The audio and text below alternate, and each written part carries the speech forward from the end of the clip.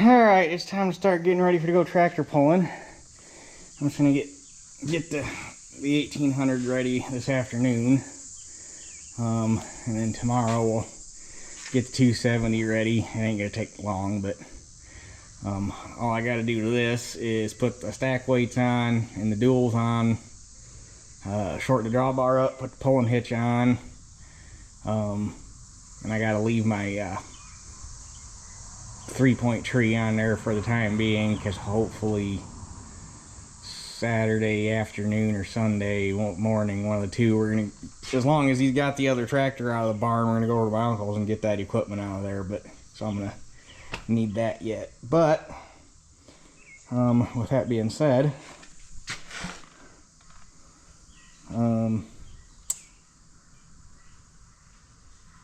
it's too hot for this crap. Stay there.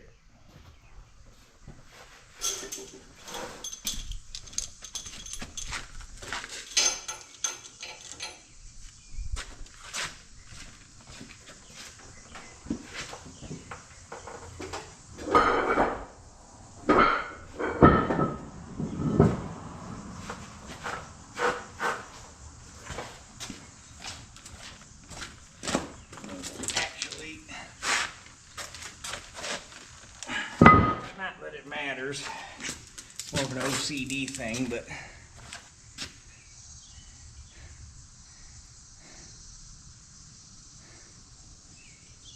the way I put all 4 of them on there. Let's put this guy on the bottom.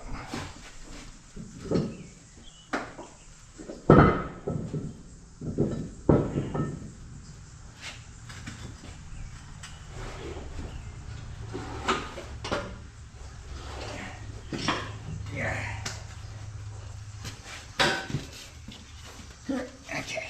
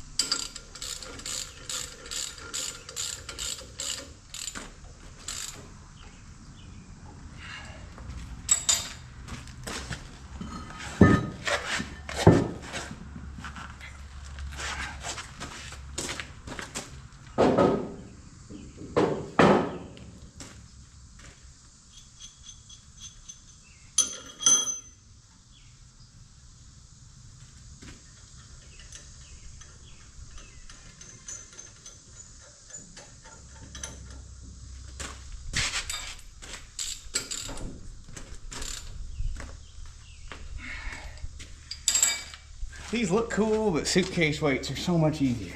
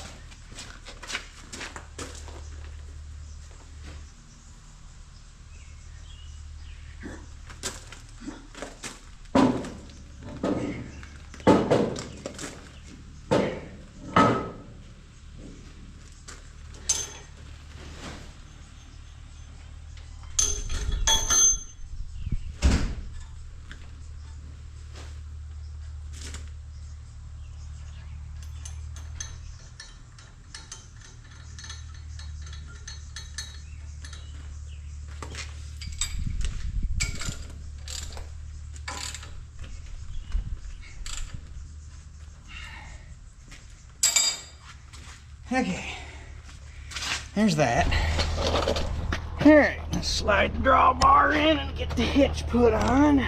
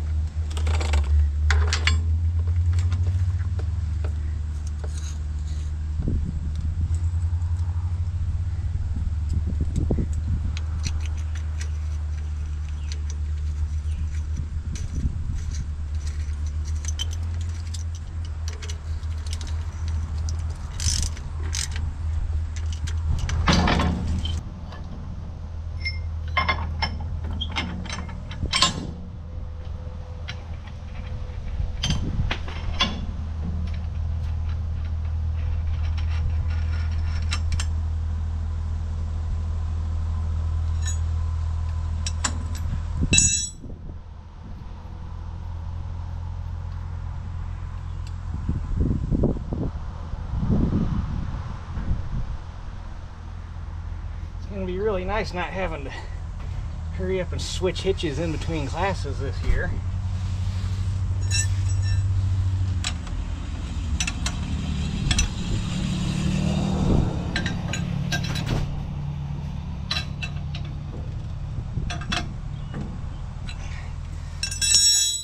.270 doesn't even need a special hitch. They just pull off the hammer strap in the heavyweight classes, so I'll just hook on the drawbar pin.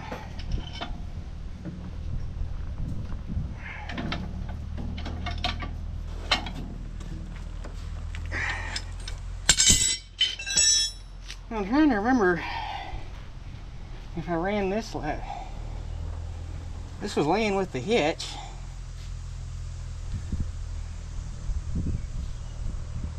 I don't know if I made this for the 1955 or if I used this on this. Alright, I can't remember if I ran that drawbar strap or not last year. I measured it and I'm only at 18. If I remember right, the rules are you're allowed 20. But it's going to pick it up some when I put the duals on, so I have to measure it once the duals are on it and then we can go from there. So I'll run up and get the duals out of the barn.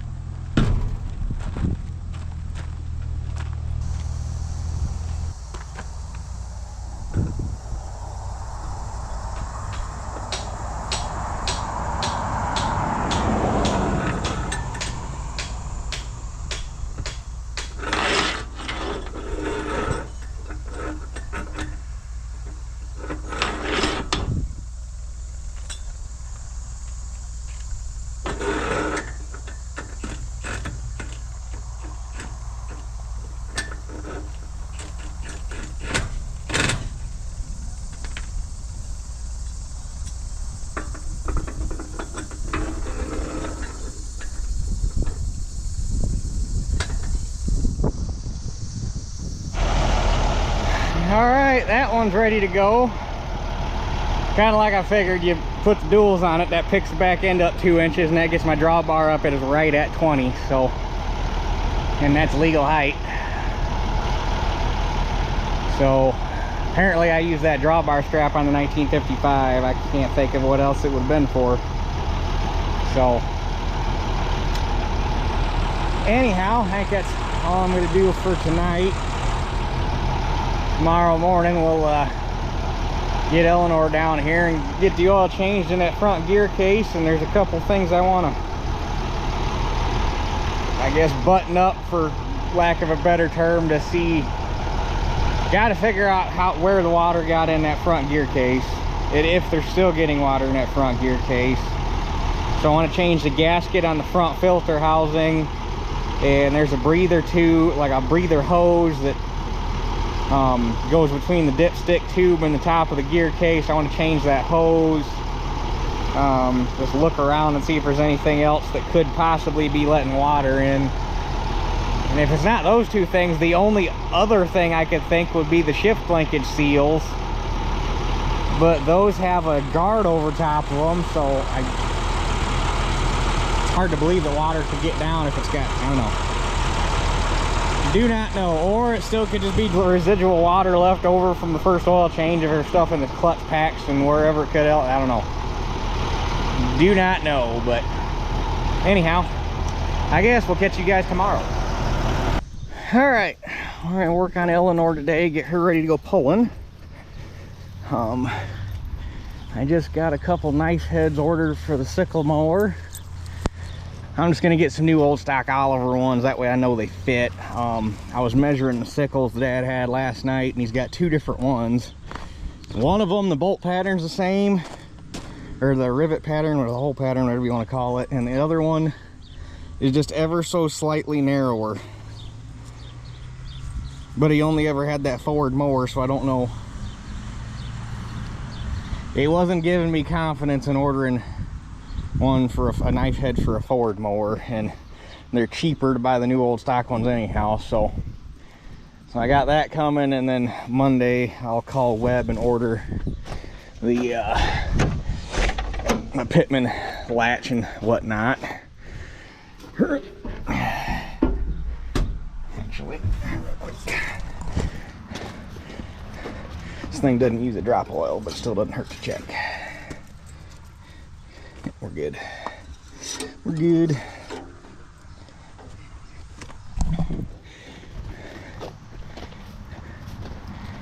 All right.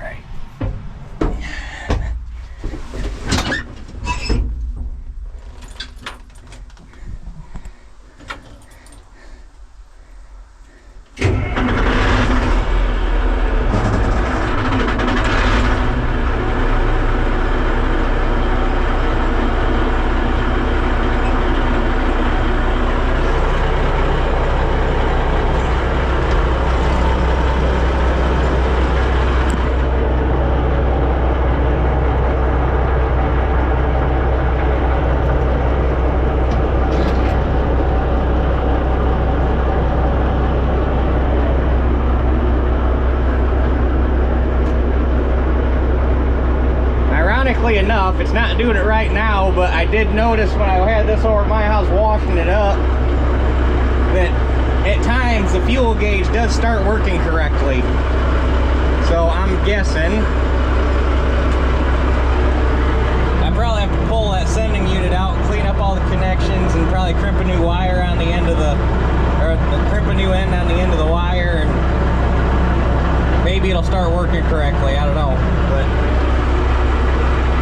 sit up here and warm up for a little bit, and then we're gonna go take it for a drive around the block, get that hydraulic or get that gear case oil, get all the water mixed in and get it all warmed up and everything so it all drains out nice, and then we'll get the oil changed up.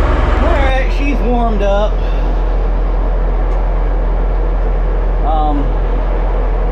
The one thing, and Dean mentioned this to me, it's why I started doing it. I guess one of the quirks, if you want to put it that way, of these transmissions, and I guess not every tractor's like this, it's because these transmissions were all hand built. It all depends on how the guy shimmed them and how the tolerances and everything, and I guess this is one of the tractors that's quirky about it. If you just get in it and start it and try to take off with it, if you make a shift, it'll try to hang between two gears and it'll throw off the stop engine warning. If you let it sit and warm up for 10-15 minutes, you just go bang through the gears and it's fine. So I'm sure the murky oil probably doesn't help it any, but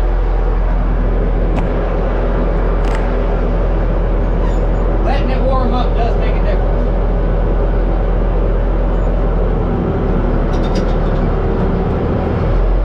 Also makes a difference in how well it shifts.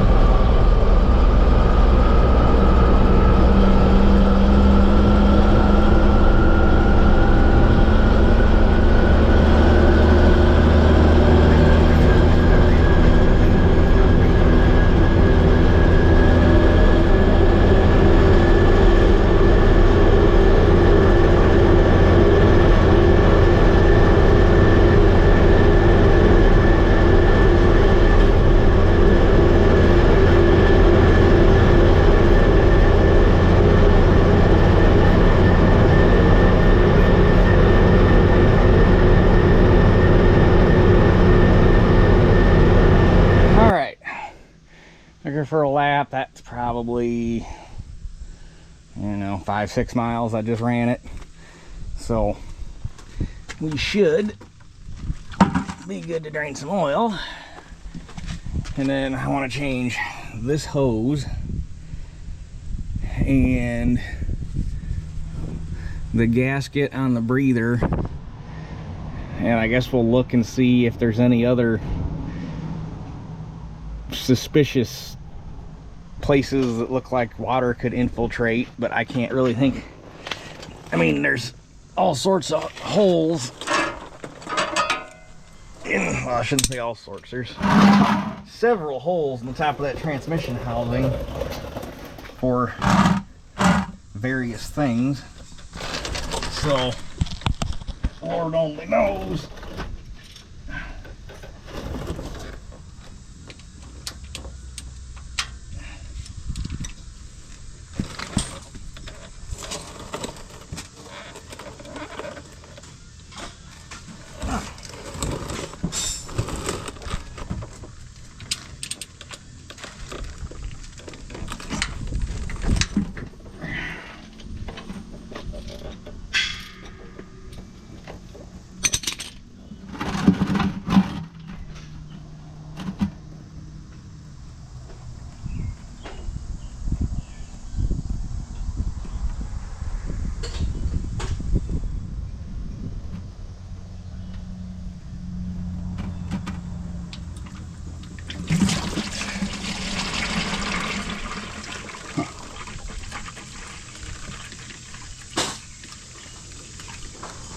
Well, it definitely flows well.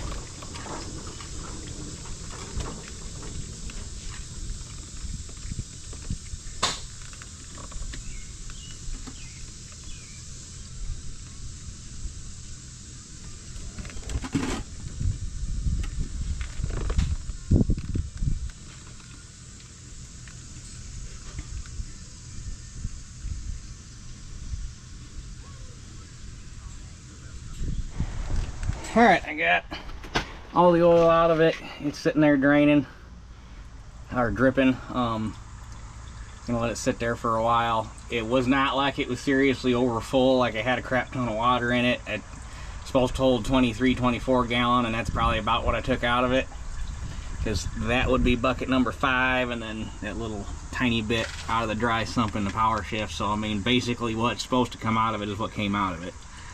So, and unlike the first time we drained the oil out of this, where it was bone white and felt like water with some oil in it, this stuff was still sticky and slimy and felt like oil is supposed to feel like. So despite the color, I don't think there was actually that much water in it. I think it was just enough. So anyhow, I figured while I had it apart, we'd pull the sump screen again, and there's really nothing to speak of in it. It's not like it was plugged with a bunch of Gliptol again, so that must not be really flaking anymore, which is good. We don't want to, that's what we want to see. So there's no floaties or anything major in there.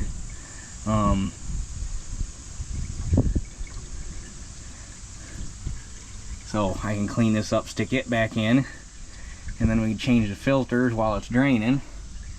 But everybody was freaking out about me not pulling that transmission apart because this thing was plugged with paint chips last time. It's fine. It's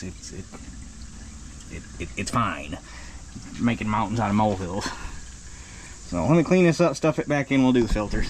Alright, where can maybe be out of the way.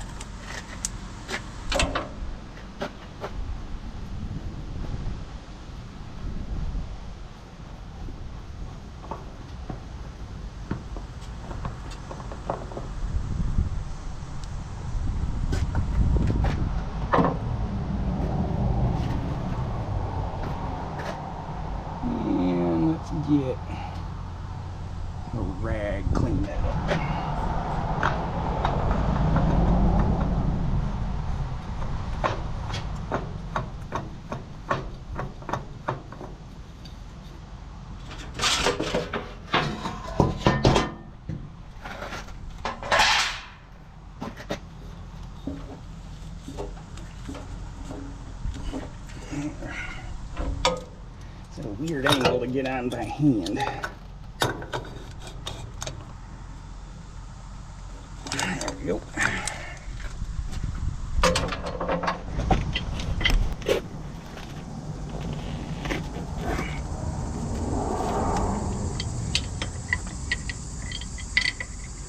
This is another one that's, at least with the fat tires on this thing, it probably wouldn't be so bad on road crop tires, but ow.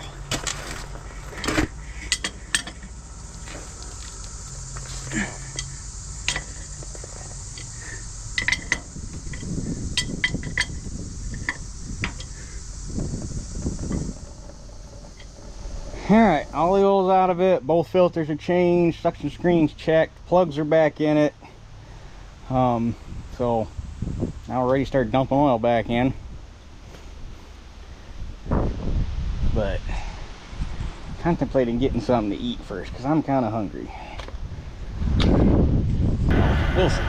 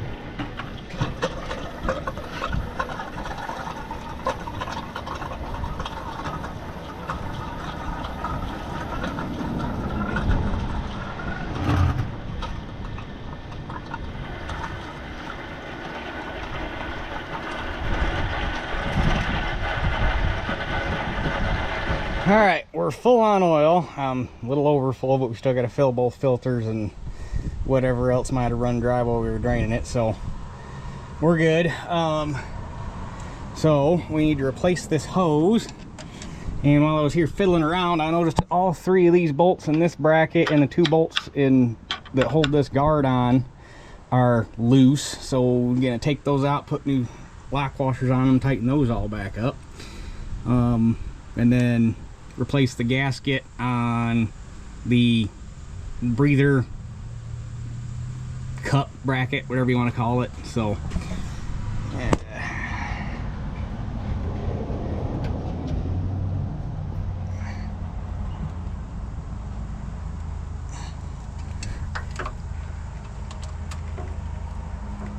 you probably can't see a dang thing, can you? But there's not really a spot to put you.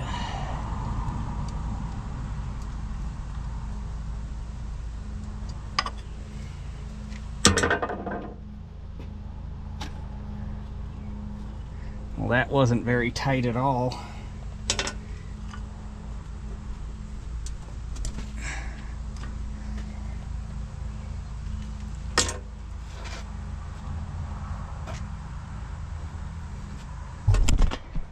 Well, the hose ain't in terrible shape, but neither side was overly tight. That fitting's tight, so I don't think we have a problem there. Alright, we'll cut a piece of hose and replace that. Alright, that breather hoses are replaced and the clamps are actually tight now. When I took it apart, or before I took it apart, you could just take the hose and spin it. Now you can't do that. And then I've got new lock washers on all these bolts. Every single bolt in this side of that top cover was loose. Like, I didn't even need a ratchet to take them out. I just spun them out with my fingers loose. And then when I tightened them up, my first thought was, oh shit, like every single bolt in this side is stripped out or something stupid. But they all pulled up nice and tight, and when I tightened them all up, when I pinched everything down, it pushed oil out from underneath the cover. So there was definitely a large enough gap to let oil in and out, so clearly that would be enough of a gap to let water in and out. So that could have been a potential source of water contamination. Time will tell. So that's all nice and tight, and everything over here is buttoned up. So the last thing we got to do is get the cup out of here for that breather filter so that I can put a new gasket underneath it. That guy right there. So I'll probably need a flat screwdriver. Well, that was easy. I expected it to be more stuck than that. Oh, well, is it stuck? Is it stuck that way, or did I shove it that way with the screwdriver? No, it's stuck there. Well, if the gasket looks like that, that is also a pretty easy way for water to infiltrate. I'd be more inclined to believe it was coming from here than anywhere else, because this whole side right here would have been open to the elements because it was pinched here and here. So, make a new gasket for that real quick. I'll have to, I don't know if I have one or not. I'll have to go look in my gasket stuff. I got a whole box of gaskets. I might get lucky and have one, but I doubt it. All right.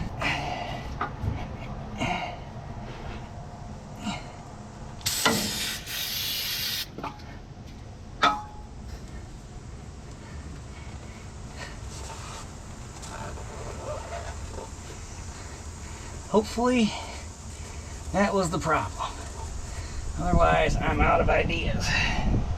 But made a new gasket. I didn't have one, but I made mine a little meatier than the original, just to give it some more surface area.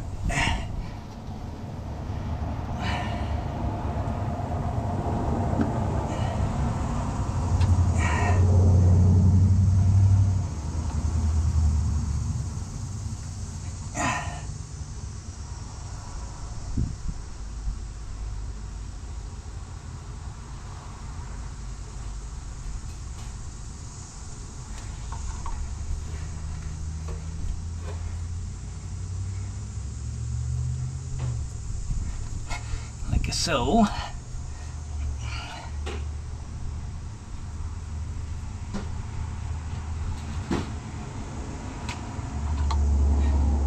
it ought to not leak now.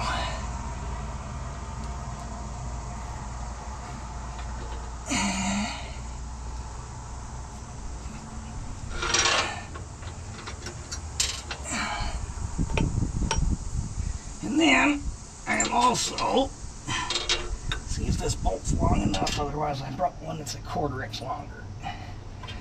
I'm going to add a flat washer to the top of this.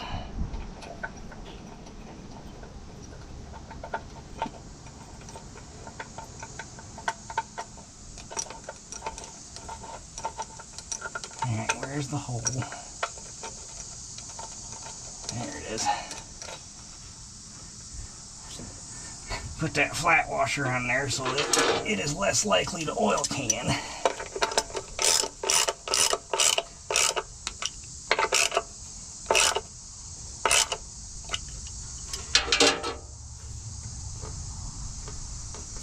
All right.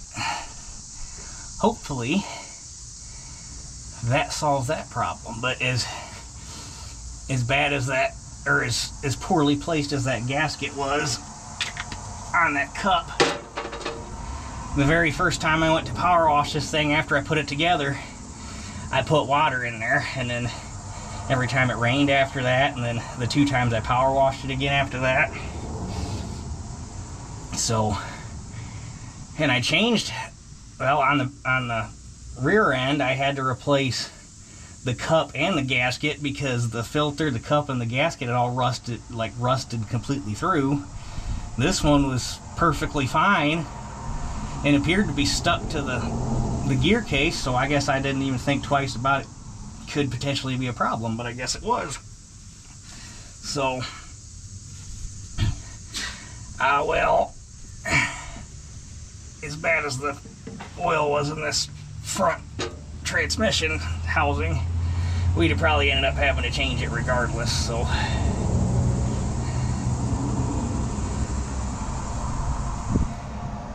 Anyhow, that's, oil's changed, filters are changed, that gasket's changed, hose is changed, bolts are tightened up. I do believe that is everything that I wanted to get done to it to get it ready for pulling. So actually, I gotta start it up to back it off the concrete, and then I'll power wash it, but we're gonna start it up, make sure we ain't got leaks or anything anyhow. All right, let's pray we don't make any goofy sounds.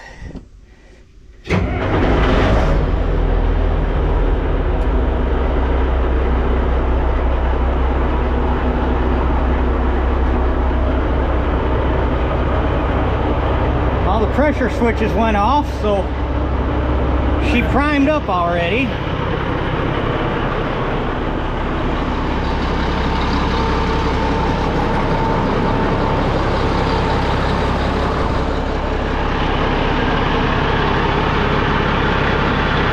No leaks there.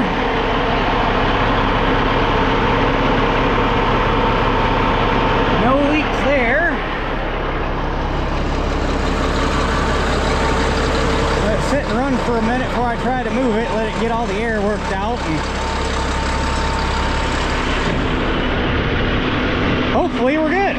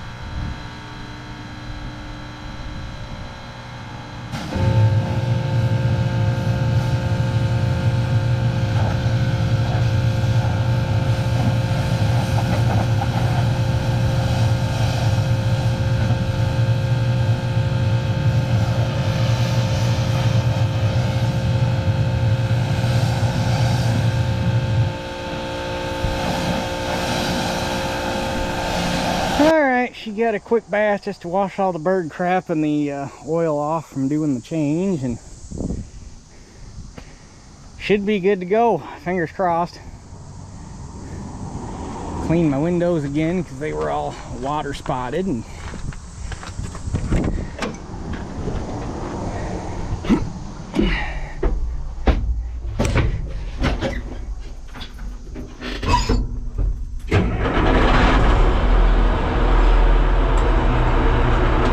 tell you that the power shift is much quieter.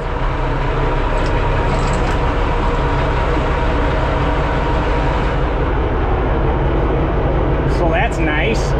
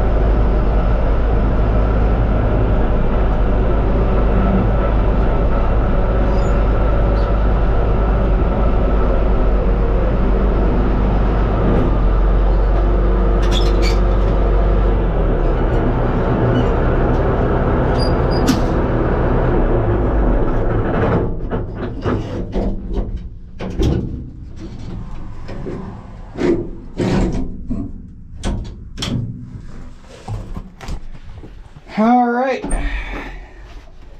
that's got them both ready to rock and roll. So tomorrow afternoon, drive this thing up and park it, get the 1800 loaded on the trailer, and take that up Monday morning. So this will be, it won't be the only video of a 4270 pulling, but as far as I know, unless there's another one I haven't found yet, it'll be the only video of one pulling in the United States. Because of all stupid things, the only video I know of, or two videos, whatever it is, of one of these pulling, it's a tractor over in either Denmark or the Netherlands or somewhere over in that vicinity. There's one of these, and there's a video of it pulling, or two videos of it pulling. But anyway, so yeah, it'll be neat. So I guess with that being said, that takes care of this job, and another day we'll be having some fun. So that's it for this one. We'll catch you guys on the next one.